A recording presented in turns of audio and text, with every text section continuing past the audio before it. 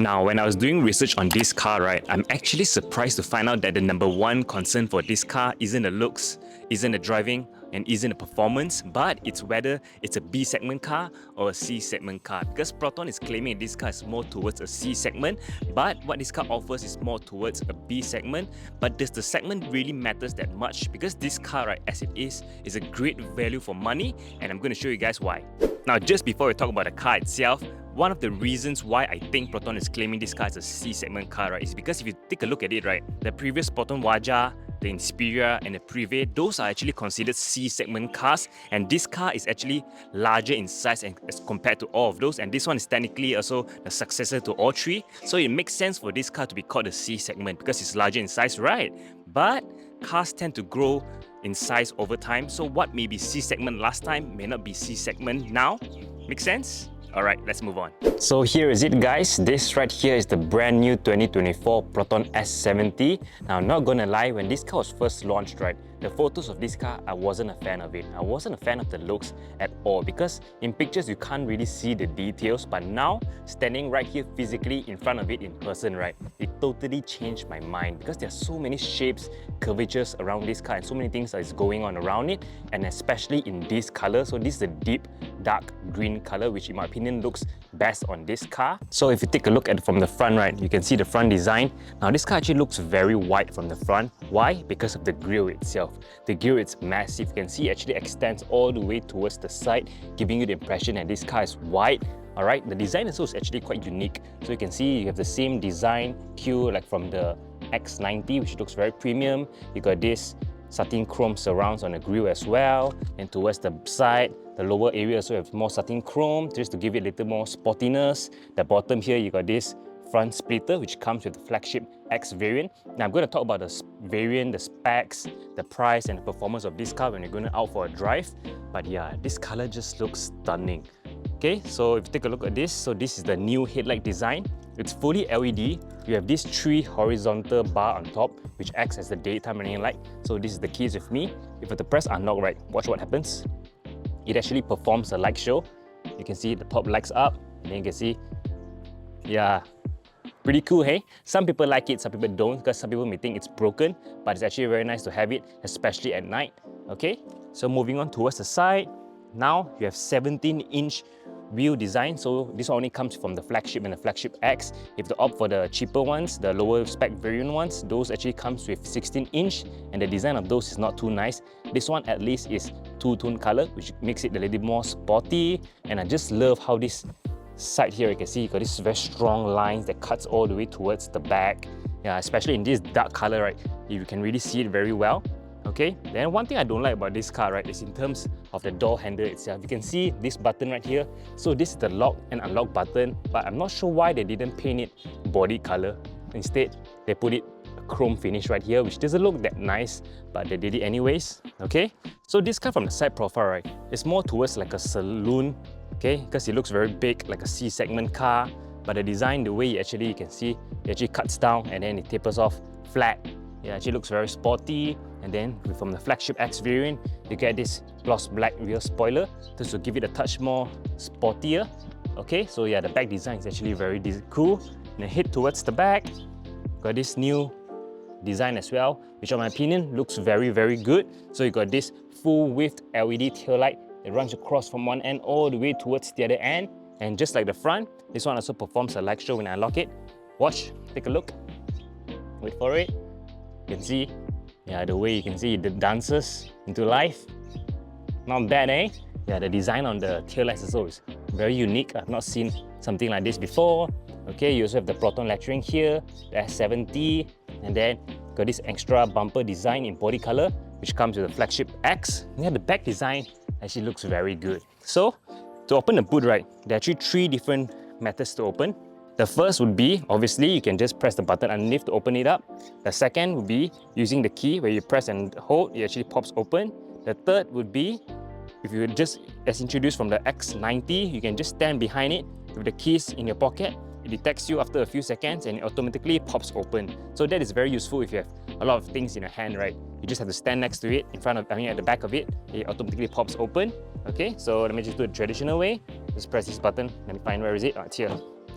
Pop open the boot, you can see it reveals a huge amount of space. So this one is definitely more than enough to suit your daily needs. You can see it extends all the way towards inside. So this one you can put a few full-size luggages as well. If you pop open here, you can see you have a space saver tire, spare tire, which is always nice because cars nowadays, right, don't come with spare tire, which is a bit troublesome. It's cool to have it. Okay, you can even fold the seats down as well if you want to. Yeah, it's not too bad. Now, let's check out the interior. Okay, just before we hop into the cockpit area, let me just unlock the car, press this button right here. Let's check out the back seats first. Let's open the door. Now, I'm actually quite surprised of how spacious the back seats are, with lots of leg room, and the leather they use on these seats, right, it's very nice, it's very comfortable, it feels very premium. It's also perforated as well. You got this contrast grey color stitching around. Yeah, you have two AC vents right here as well, with the charging ports at the bottom, with some slot for you to put your phone, or you can put anything you want. Yeah, the back is actually quite nice, and then if you look up here, you can see there's actually a sunroof as well, which is very, very lovely. And the door cut design as well, right? Even though the top part here is hard plastic, which is normal for the price you're paying for, but this area here, if you check out, these are actually all soft touch. This one is also all soft touch, so it's very nice to press. You can put your arm here, it feels very comfortable, very premium. Yeah, it actually looks quite good. Now, let's check out the cockpit. So you have to open the door, take a seat inside. Just before that, this one has automatic seating adjustment. So basically you can adjust from here instead of doing it manually. Take a seat inside. Oh, the inside is actually quite lovely as well. So you can see the design here. It's very nice. So let me just start the car first because it's very hot. So the start-stop button is right here. Foot on the brake. Let it wake up because it's kind of hot. Turn on the AC. Now, to turn on the AC is very simple. You can actually do it from here, but I like how they actually just keep it here. You want to turn down, push down. Turn up, press up. Very convenient. It's very simple, but nowadays a lot of cars, right, everything is from the screen, which is not that good because when you're driving, you want it to be fast, right? To control, you can just control from here. So you got all your user controls here, heated seats, okay, auto. These are all your AC controls. Then the bottom right here, this one is your wireless charging pad for you to put your phone, and this one is for car key, but obviously this one doesn't charge your car key. This one is for, let's say, if your car key, right, there's no more battery already, right? The battery is almost dead, almost zero. You can just put it here, okay, to start the car up. You got this gear knob. So this one is from the Proton X70. So this one you don't have to press anything. You just push it down twice to go to D, push it up. Now this one, I don't know why they actually do it like this. It's nicer if you can push it down hard to straight away go to D. But this one you can see, right, if I push it once, it goes to N. You have to push it twice, you go to D. So every time you want to go to D, right, you have to push this down twice, which is something you have to get used to it. Okay, so let's push it back to P. So P, just press this button, put it back to park. You got the parking brake here, auto hold. There's some cup holders here, one shallower than the other to put your stuff. And this one, right, one thing I noticed, if you open this, it actually has some weight to it. It actually feels quite heavy. It feels premium, but I'm not sure if it's supposed to be like this because it actually takes some strength to actually lift it up. Once you lift up, you can see you got a lot of space inside as well. Inside is nicely carpeted. Okay, here you got some slot to put your stuff as well inside here. Even the bottom here as well, you can see you got a cigarette socket there. And this one, you can put stuff underneath as well, under the center console. Not too bad, eh? So yeah, the interior. So firstly, you can see this is the instrumental cluster. So you can scroll through using these buttons right here. So you can see if I press this, you can see there's an ESP mode switch. You can go down overspeed, volume, maintenance, go towards the right. You got navigation. You can personalize the screen on the left if you want to. So let's say if I were to go down, you can see you can change whichever you want. Yeah, there's not many, but at least you can personalize, right? On the Honda City and on the Toyota Vios you can't. Okay, then continue. This one tells you it's a message whether you need to fasten a seat belt. Okay, so these are the usual things. So here basically when you're driving, right, it actually tells you when there's a car next to you. You have a lot of safety features as well, which I'll go through later on the screen right there. Okay, so yeah, this car also has adaptive cruise control on this side right here. It's very, very well equipped for the price you're paying for, really. Okay, so this is the screen right here. So let me show you a few things. You press back, so you got the usual Proton navigation system. Alright, I'm not sure who uses this because most people use Waze nowadays, but this one, if you want, you can as well. It's not too bad. Okay, it's very clear, shows you all the things. So you press home, Now you go to this, so this one's the vehicle status. Now there are a few things you can do. For example, you can see you're on the wiper, rear view mirror, lock, or you can press from here, turn it on. You press on trunk, you can see. Now this is the one I mentioned earlier. You have the nearby auto unlock trunk. You just stand next to it with your key. Behind it, it detects you. After 4 seconds, it pops open the rear trunk, okay? Then you also, if you go back, you got your windows, auto close windows, go back, got vehicle control. So yeah, this one you can see ESC Sport, parking distance, Eco, you can choose the driving modes you want, Eco, Sport and Comfort. Now this one, it'd be nicer if they actually put the driving mode on here because it's much easier to control. But now what you have to do is you have to scroll down and then you press on this, whether you want to go to Eco or you want to go to Sport. It gives you a nice, very nice animation. Press on Sport, you can see it turns red. Alright, so yeah, got something you have to get used to it. Okay, so if you go back, you go down, you got sunroof, press here, so you got sunroof. So this one is so you can use the high proton thing to open the sunroof. I'm listening. See, it auto detects. Okay, you actually heard what I say. It's actually raining outside, so let's just close the sunroof back. High proton, close the sunroof. I'm listening. Okay, I'll close. It's actually very responsive the way you say, right? You know, some cars, they don't really understand our Malaysian accent, but for the Proton, somehow it works very well because it's catered for us Malaysian, which is nice. So you press here, you can go on Cockpit, you can see on the sound, the display, whether you want night mode. If you press on night, it becomes black, which actually looks much better to me because the white one doesn't look that clear. Back to auto, go to ADAS. Now this is when I want to tell you the amount of things that this car has for the price you're paying for. You got traffic sign information, which tells you the traffic, the speed limiter and everything. Press back, you go to rear side radar assist, so you can see the way it reverses back. You got this, and one thing I noticed, right, a very cool detail, right? If you take a look at this, you can see it says VLS7248. That's the number plate on this car. I'm not sure how on earth they actually have it right there, or it's maybe just so happened that this is the launch car, so maybe they have it right there. I'm not sure for other cars they have the number plate inside, because I don't think so, right? Because it's actually very hard to do it like that. So yeah, here you got things you can do. At the back, you got a lot of things. The rear cross traffic alert, collision warning, opening, you got blind spot monitoring system, autonomous emergency braking. And I like how everything you press, right, it shows you an animation on the side, just like the Proton X90. It's very cool. Cruise control, alright, you got lane keep assist, they keep you in the lane. Yeah, it's very, very cool. Alright, so other than that, everything here is basically self-explanatory, but obviously this car doesn't have Apple CarPlay and Android Auto. If it does, then this car is wonderful because you just have to use that, just connect your phone and that's it.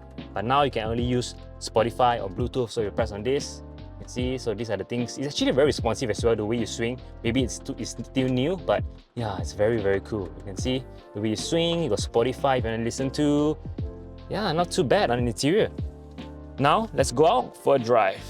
Okay, now I'm currently driving the Proton S70. So firstly, let's talk about the engine itself. So this car is powered by a 1.5-litre turbocharged 3-cylinder engine that produces around 150 horsepower and 226 Newton meters of torque, which is not bad for its class and for its price. Okay, so the price for this car, so there are 4 different variants to choose from. You have the Executive, which costs around 74,000, so that's the base spec. You have the Premium, which costs you around 80,000, and then you have the Flagship, which costs you 90,000, and you have this right here, the top spec variant, the Flagship X, which costs you around 95,000 ringgit. And this puts this car direct head-to-head with the Toyota Vios and Honda City. So yeah, which one would you prefer though? I know a lot of people won't go for this car because of the brand itself, but if you forget about the brand, right, this car actually offers so much more than the other two. For example, this car has tire pressure monitoring system, which the other two don't have. It has electronic seating adjustments. Okay, you got a sunroof, you got the light show on the front, on the back. I know those are just for gimmicks, but it's cool to have as compared to the other two. It differs very differently as compared to both of them.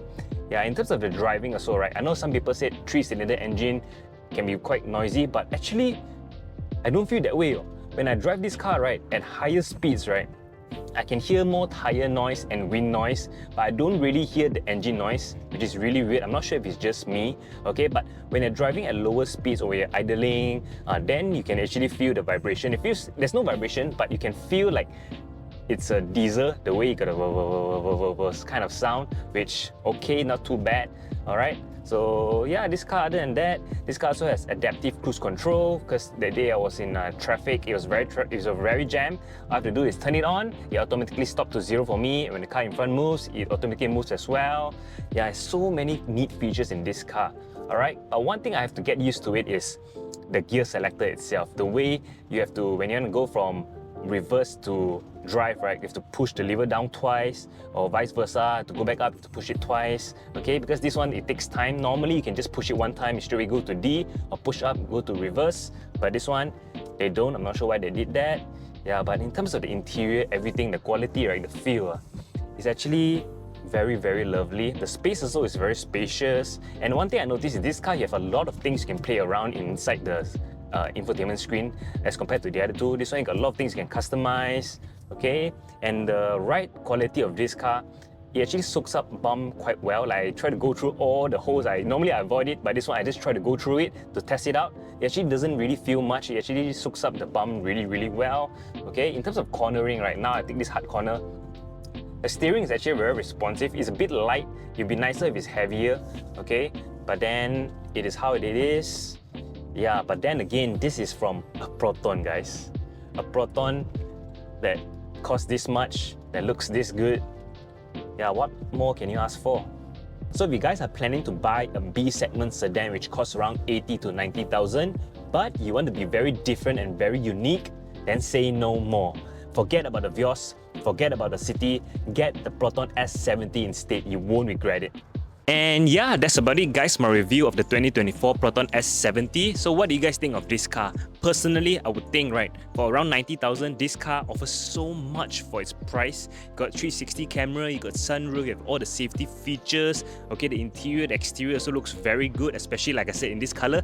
And now the sun is starting to come out. You can see it actually pops. The green color looks very good. So this one is actually called teal green. So it's a hint of a greenish blue, which is very lovely. So I'm interested to know your thoughts below, whether you prefer this car or you go for the Toyota Vios or the Honda City. I know batch plays one of the main parts in buying a car, but nowadays Proton is no longer the same as before, okay, because this one, really, you're getting so much out of this car. So yeah, if you guys enjoyed, please remember to like, subscribe and share your friends, because it'll be hugely appreciated. And I shall catch you guys next time. Ciao.